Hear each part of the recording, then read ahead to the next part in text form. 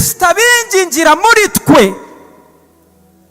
Wari muzi muhinduka umuzinzi. Imagine you now ngo warabohotse, Kristo yapfira n'ibyaha byawe bizaza. What a joke. So ubwo nibwo butumwa uri kwamamaza. Niba ufite even weaknesses, we kuzitwariza ngo uzikoreshe mu gushaka kuvuga ko aribwo butumwa bwiza. I know hari urugendo rwo gukura aho uruzava, urwego ruhuzava, ariko we gukondoninga ikibi. Kristo uri muri wakumariye iki? Ni igituro yabonye ashyinguwemo. Ni igituro yabonye ashyinguwemo. Uri kuvuga ko atazutse, uri guhakana imbaraga z'umuzuko we. Abantu bumvishije ubutumwa bwabangije. I'm saying abavuga ubundi butumwa butarugo. Paulo aravuga ngo bavumwe. Imagine ngo avumwe because azi icyo bishobora kuzana. Abatarabwumvishije neza, mukaba mwarahuye n'ikinyoma gisa naho ari ukuri kandi atari ukuri. I'm saying sorry mw'izina ry'abantu bose bangiritse n'ababyeyi babonye abana babo bangirika bakanga ubutumwa bwiza babubeshyera. We are so sorry.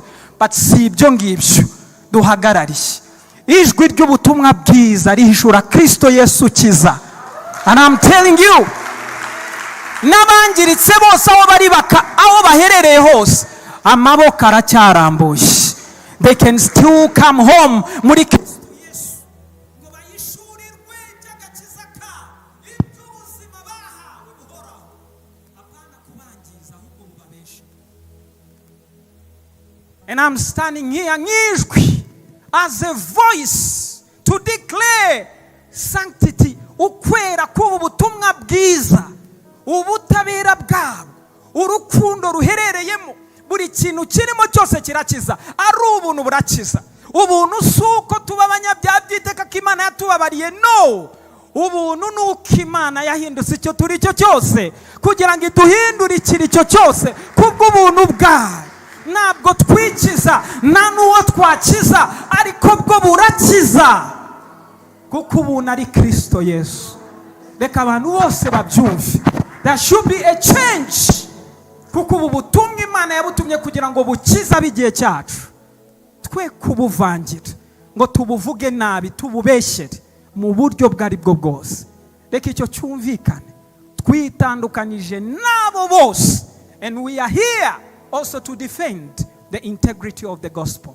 Ubutumwa bwiza tugomba kubusigasira. Do you know ko ari imwe muri mandate y'ubwa apostle? Izina ntacyo rivuze, waryikorera rikaba rimaze iki? Udashobora kuvuga the doctrines of Christ ngo ibintu bijye ku murongo.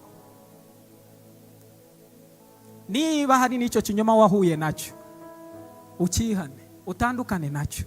Kristo Yesu ashaka kuba byose muri byose muri wowe.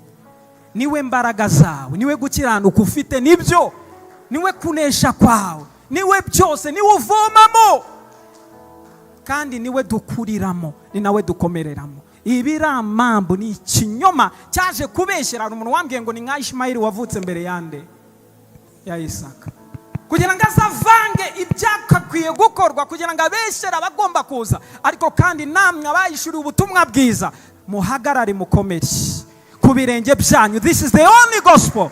Nibwo butumwa bwonyine Imana izakirisha abantu bose. Icyo ndizera ko cyumvikanye. Let that voice riherekezwe n'umwuka wera gukomunika imitima y'abantu bose, kandi habeho clarity ko tuvuga ubuzima ntago tuvuga urupfu. Tuhaguruke.